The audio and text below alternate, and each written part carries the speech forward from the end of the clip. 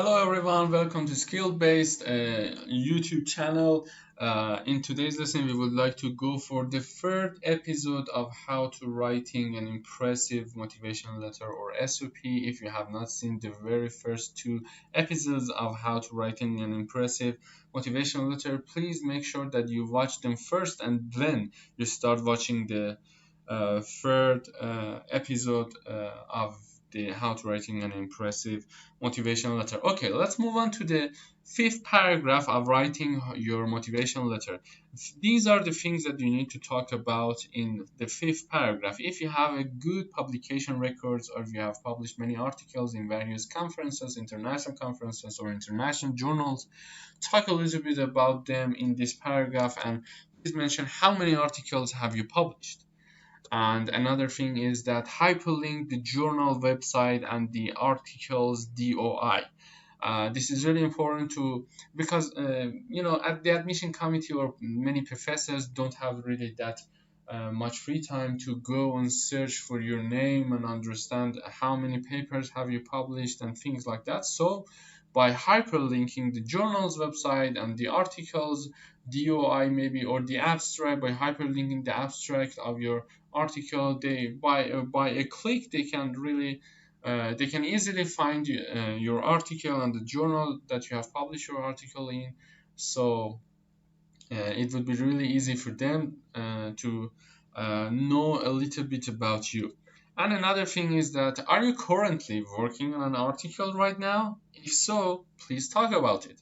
If you are conducting research under someone's supervision or your professor's supervision, you can write the name of the article and talk a little bit about what is the procedure of the article and you are at what stage you are right now, and say that this is under submission, means that you're writing it. This is good to know for this is good for you, that they know that you are right now currently conducting research. And let's move on to the sixth paragraph. This is really important in this paragraph to say about maybe some of your goals. What are your main goals for the future?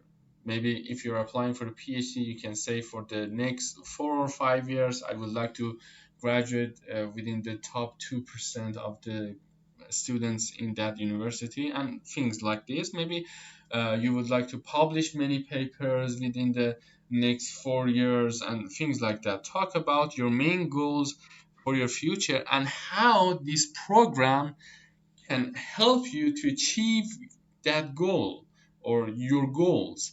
This is really also important because you have a main goal in your life, and this program would be a really good tool for you to achieve your goals. So I mention it here.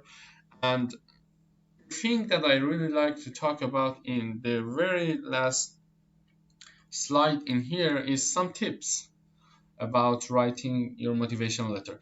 Check the English proficiency of your text with an expert, with an English teacher or someone whose English teacher is much better than you. Because as I mentioned earlier in the first episode, this motivation letter is also a writing sample from you to them. So it is really important for you to check the knowledge of the written English. I don't know, maybe the grammatical things and vocabulary, lexical resources, etc., etc., with an expert. This is really important. By having too many mistakes or grammatical problems, they even might not be able to understand what you're saying. So please check it with an English expert, and make sure that your letter sound personal.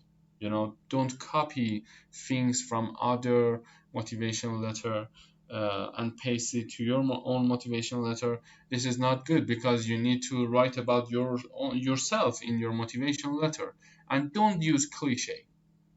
This is really important for you to be honest. Don't use cliche and things like very cheap things in your motivational letter, especially at the time that you're making some excuses. Try to engage the reader to carry on reading. it should be motivating for them. If they have finished reading the introduction, it should be motivating enough for them to go for the first body paragraph and then follow it by the second body paragraph. But if it's not engaging, they really wouldn't like to carry on that. This is really important for you to write an engaging writing to catches the eye of the readers. Keep it formal and professional. It is also really important because you're writing to a professor, you're writing to the admission committee, and you're applying for a university, maybe for a PhD or for a master's degree. So keep it formal. This is really important, not to use idioms or street talks, phrasal verbs. Keep it formal. This is really important because it shows that you know how to be academic in academia. And don't forget to write your name clearly and sign the letter. Give your readers some insight about you because they need to understand you, they need to get to know you in maybe 2 pages. So uh, give that insight to the reader and make them feel good about you, and not copy other letters you have seen, and try to be original and try to be innovative.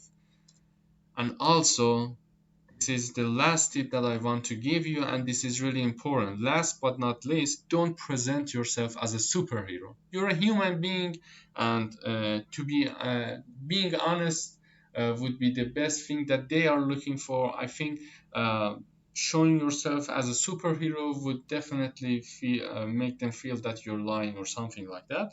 However, to be being honest would be the greatest point during writing your motivation letter.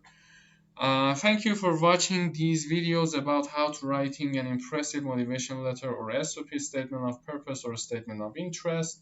I hope that you enjoyed this video. Have a nice day. Take care. Bye bye.